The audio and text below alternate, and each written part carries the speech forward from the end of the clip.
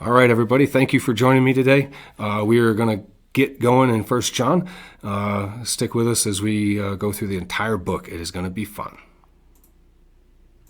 So, I guess as we come into this, as we go forward, like the rest of First John is built all around this fantastic concept of love and how are we going to be loving our brother? How are we going to be loving the church? How are we going to be loving those that we're in community with? And the truth is, we can't love, we can't give anything that we have not already received. And so this is like the precursor. It's the challenging moment saying, listen, if you don't believe that the advocate has stepped in and released you from your greatest burden, then the chances are you're not going to be able to release other people from their greatest burdens or their actions against you until you've allowed the freedom of the love of Jesus to overrun your own life. You can't give something you don't have, period. That's just the way of the gospel. And the whole premise of this gospel, the whole premise of the good news is that we receive something, first, we don't deserve. Second, we're not entitled to. Third, it's not meant for you to keep it. You see, we tend to be creatures of a storehouse. We want to make a storehouse and we want to keep things for ourselves because we know when hard times come, I want to be able to reach in there and feel good about it. And this is the truth. You're never, ever going to feel good about yourself unless you know how good Jesus feels about you. You're never going to store up enough of your past. You're never going to be able to store up enough of what he did for you way back then if you don't see what he's doing for you right now.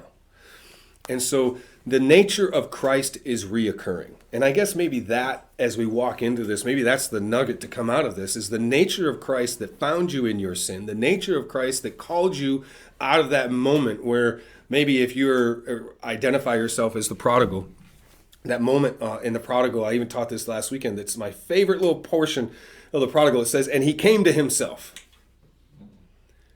In that moment of coming to himself, he also came into, even though he was making plans to deceive his father, just say whatever he needed to appease his father, right? In that moment, we have to remember that we are dealing with an all-knowing, ever-present God. So in the moment you come to yourself, God knows, hey, he's come to yourself. That's awesome. You're ready to navigate this reality of, hey, I need Jesus. And so that moment of compatibility, need versus supply, all right? That comes together, and it's a powerful and beautiful moment. But this is the deal. That advocate never quits advocating. So your need is continually being supplied. I hope you're tracking me, because this is the good news. It's not just one and done. It's the reoccurring, reaffirming favor of God through his son Jesus in every state of your life. And so you don't run the course of your life and say, man, I am far from God in this season.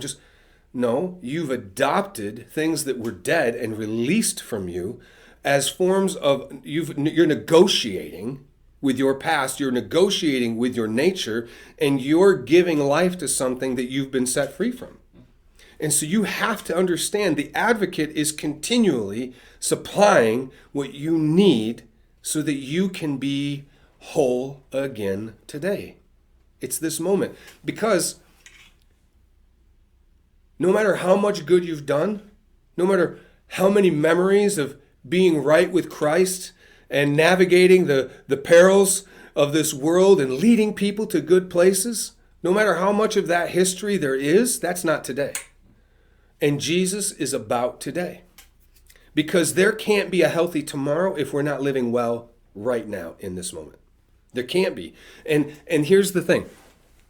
This statement in verse 6, it says, whoever says he abides in him, listen, we get so used to saying we go to church, that we know Jesus, we've been saved, that you are abiding in memory and not presence. You're not abiding in him, you're abiding in the memory of what you experienced. And that's not living with the advocate. That's not living in the paradigm of, man, I am saved right now. See, that's what keeps us on the track. when we live in the awakened knowledge, I am saved right now. I'm not borrowing old nature. I'm not borrowing old maps. I'm not going to live the way I used to live, even if it was good. Because if you trust good, you don't trust God. Period. It's not about what you've done.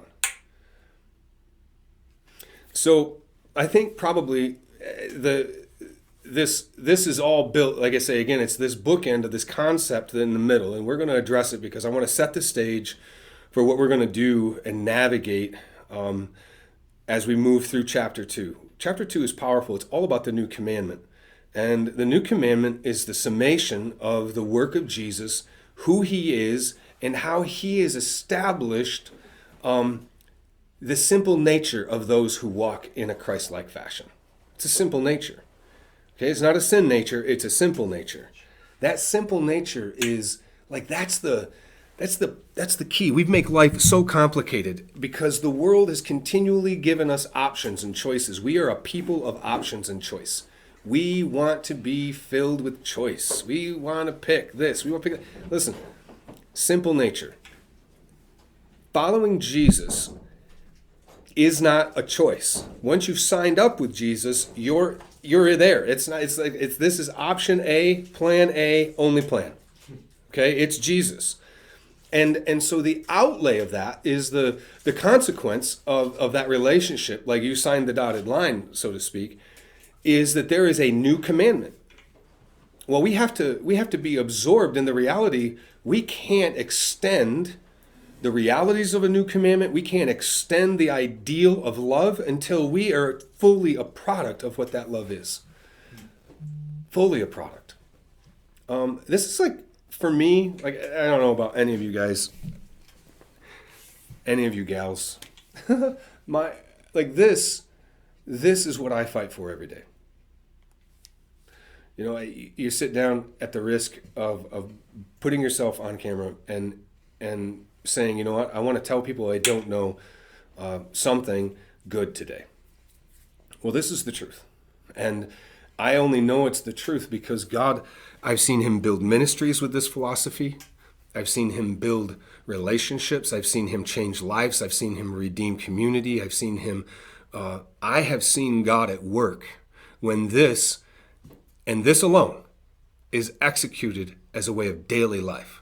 Not a missional plan, not a program done by church, not a good idea because a leader is up front saying, hey, you know, this month we're going to be all about love. No, this is a life.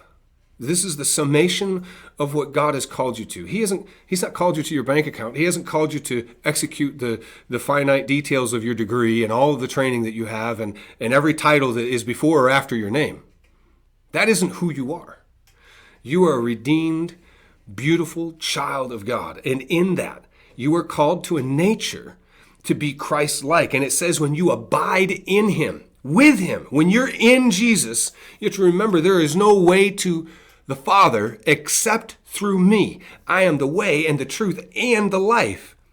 Well, if you want to get there, and you want to live unencumbered, and you want to actually experience life and life abundant, right? You want the John 10:10 mentality. You want to escape the wickedness and the deceiver and the stealing and the death and all of the destruction that the enemy brings. We're surrounded with that crap. This is all about saying, I want to come into a place to experience the abiding nature of relationship with Jesus. And when I do that, I adopt a likeness that is not of my own. Because I believe that he so fully loves me, I no longer am paying attention to the natures that took me away from him. But I'm paying attention to the nature, the advocate, who separates me from those things that detract me from the love of God. I hope that makes sense. All right, thank you so much for joining us. We are looking forward to coming back next week and plowing deeper into 1 John.